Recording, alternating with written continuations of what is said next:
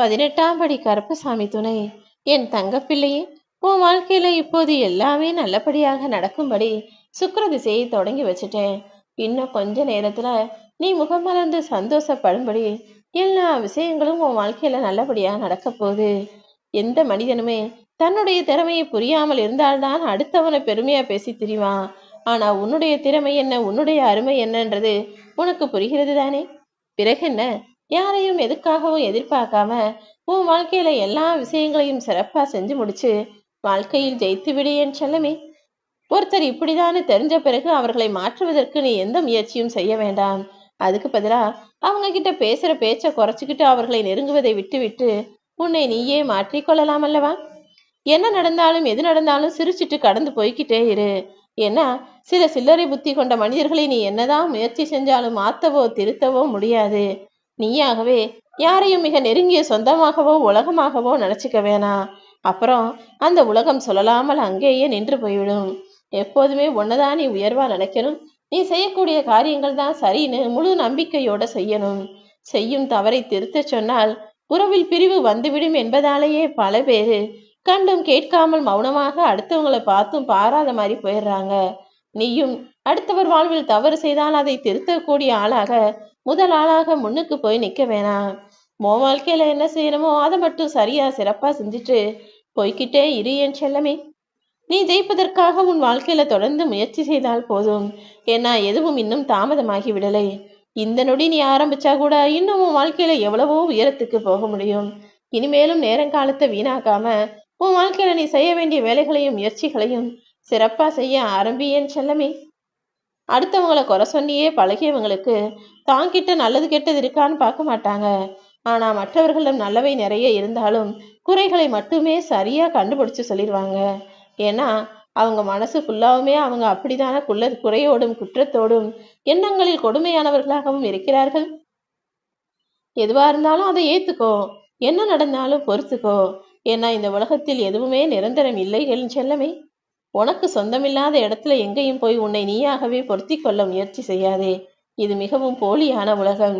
யார் உன்கிட்ட நல்லா பேசுறாங்க நினைச்சு அவங்கள முழுசா நம்பிடவும் வேணாம். உன்கிட்ட சரியா பேசாம அக்கறையோட உன் மேல கோபப்படுறவங்களை நீ தப்பா நினைக்கவும் வேண்டாம். அளவுக்கு மீறிய நம்பிக்கையும் அளவுக்கு மீறி உரிமை எடுத்துக்குவதும் நீ அவமதிப்படைவதற்கு காரணமாக ஆகிடும். அதனாலதான் எதிலும் எல்லா விஷயங்களையும் நீ அளவோட இருந்தினா உனக்கு எந்த பாதிப்பும் வராதுன்னு சொல்றேன். உன்னுடைய மதிப்பு தெரியாதவங்க கிட்ட போய் நீ கூடவே இருந்தினா உனக்கு தான் பிரச்சனையும் வலியும் வேதனையும் அதிகமாக இருக்கும். உன்னை ஒருவர் மரியாதை குறைவாக நினைக்க காரணமே நீ அவர்களுக்கு நிறைய மரியாதை கொடுத்ததுதான்றதை தெரிஞ்சுக்கிட்டு எல்லார்கிட்டையும் அன்போ பாசமோ மரியாதையோ உரிமையோ எல்லாத்தையும் அளவாக வைத்து கொள்ளக்கூடிய ஆளாக இரு. எது வேணும்னு முடிவு செய்யாத. எது வேண்டாம்னு முடிவு செஞ்சினா தேவையில்லாத விஷயங்களை உன் வாழ்வில் தவிர்த்து விட்டாலே நீ நிம்மதியோடு வாழ முடியும் என் செல்லமே. எப்போ கோபம் வந்தாலும் அதை அடக்கி ஆள கத்துக்கோ. ஏன்னா கோபம் என்பது உனக்கு நீயே தவறு செய்யும் போது வர்றது கிடையாது. அடுத்தவர் செய்யக்கூடிய தவறுகளுக்கு உனக்கு கோபம் வருது. அது உன்னுடைய பிறவி குணமும் கிடையாதுங்கிறத புரிஞ்சுக்கிட்டு கோபத்தை தூக்கி எறியக்கூடிய ஆளாக நீ இரு. பணிவுதான் உன்னுடைய பலம். எப்போதும் பணிவும் துணிவும் உன்னுடனேயே உன் கூடவே இருக்கட்டும். உனக்கு ஒரு பிரச்சனையோ ஆபத்தோ கஷ்டமோ வந்தா யாரும் உன்னை காப்பாத்த வரமாட்டாங்க. நீதான் உன்னை காப்பாத்திக்கணும் என் செல்லமே. வாழ்க்கையில மிகப்பெரிய இருளாக இருக்கக்கூடிய அறியாமையை உன்னிடமிருந்து விலக்கிவே. எல்லா விஷயங்களையும் எப்போதும் தெரிஞ்சுக்கவும் எல்லா விஷயங்களையும் புதுசு புதுசா கத்துக்கவும் தயாரான மனநிலையோட நீ இரு. இந்த உலகத்திலேயே மிகப்பெரிய செல்வந்தர் என்பது தான தர்மம் செய்பவர்கள்தான். நீயும் அடுத்தவர்களுக்கு தான தர்மம் செய்யக்கூடிய நல்ல குணத்தோட இரு. தவறான மனிதர்கள் எப்போதும் சரியான பாடத்தை உனக்கு கற்றுக் கொடுப்பாங்க.